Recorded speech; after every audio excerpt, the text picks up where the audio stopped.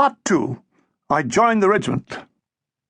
Lugging a suitcase tied with traditional knotted string, I made my way to headquarters 56th Heavy Regiment Royal Artillery. Using sign language, they redirected me to D Battery. They were stationed in a building called Worthingholme, an evacuated girls' school in Hastings Road. As I entered the drive, a thing of singular military ugliness took my eye. It was Battery Sergeant Major Jumbo Day. His hair was shorn up his neck and seemed to go straight up the back of his hat, and his face was diffused red by years of drinking his way to promotion. "Oi, where you going? This ain't a girls' school no more." "Isn't it? Never mind. I'll join the regiment instead," I said. He screwed up his eyes. "You're not Milligan, are you?" "Actually, I am." A beam of sadistic pleasure spread over his face. "We've been waiting for you," he said, pushing me ahead with a stick. He drove me into what was D Battery office. The walls, once white, were now thrice grey. From a peeling ceiling hung a 40-watt bulb that, when lit, made the room darker.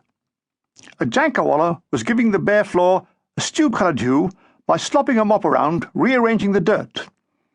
On the wall was a calendar with a naked tart advertising cigarettes. Below it was a newspaper cutout of Chamberlain grinning upwards. Fronting the fireplace was a trestle table covered with a merry grey blanket. A pile of OHMS letters, all addressed to me, were tucked in the corner of the blotter. In the lid of a cardboard box was a collection of rubber bands, paper clips, sealing wax, string, and a lead weight. My pulses raced. Here was the heart of a great fighting machine.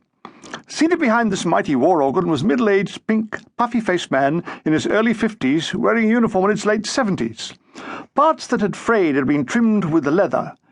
These included cuffs, elbows, pockets, gaiters, and all trailing edges. For this reason he was known as Leather Suitcase. His maiden name was Major Startling Grope. "This is Gunner Milligan, sir," said the BSM. When they'd both finished laughing, the Major spoke. "Where have you been, and why are you wearing civilian clothes?" "Well, they wouldn't let me on the train naked, sir." "I mean, why aren't you in uniform?" "Well, I'm not at war with anybody, sir." "Silence when you speak to an officer," said the BSM. The Major, who was fiddling with a rubber band, slid it over his finger. "Does this mean we're engaged, sir?" "Silence," said the BSM. "I suppose," said Suitcase, "you know you are 3 months late in arriving?" "I'll make up for it, sir. I'll fight nights as well." All these attempts at friendly humour fell on stony ground, and I was marched to a bare room by a bombardier. He pointed to the floorboard. "You're trying to tell me something," I said. "Your bed, right?" Right, bombardier." "Oh, I'm a bombardier already?" "Ho, cheeky bastard, eh? Got the very job for you." He gave me a scrubbing brush with 2 bristles, showed me a 3-acre cookhouse floor, and pointed down. He was still trying to tell me something. Leering over all this was the dwarf-like battery cook, Bombardier Nash, who looked like Quasimodo with the hump reversed.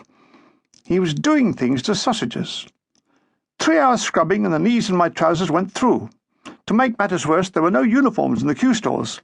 I cut a racy figure on guard, dark blue trousers gone at the knees, powder blue double-breasted chalk-striped jacket, lemon shirt and white tie, all set off with a steel helmet, boots and gaiters. It wasn't easy. "Halt! Who goes there?" I challenged. When they saw me, the answer was, "Piss off!" I had to be taken off guard duties. In time, I got a uniform. It made no difference. "Halt! Who goes there? Piss off!" Words can't describe the wretched appearance of a soldier in a new battle dress. Size had nothing to do with it. You wore what you got. Some soldiers never left barracks for fear of being seen. Others spent most of their time hiding behind trees. The garments were impregnated with anti-gas agent that reeked like dead camels and a waterproofing chemical that gave you false pregnancy and nausea. The smell of 500 newly kitted rookies could only be likened to an open Hindu sewage works on a hot summer's night by Delius. To try and cure my BD, I salted it and hung it outside in thunderstorms. I took it for walks. I hit it.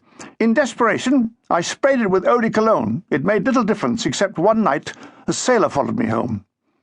Overcoats were a huge, shapeless, dead loss. If you wanted alterations, you took it to a garage. But the most difficult part of army life was the 0600 hours wakening time. In films, this was done by a smart bugler who, silhouetted against the dawn with the Union Jack flying, blew reveille. Not so our badgie, or bugler, who stayed in bed, pushed the door open with his foot, blew reveille, and then went back to sleep.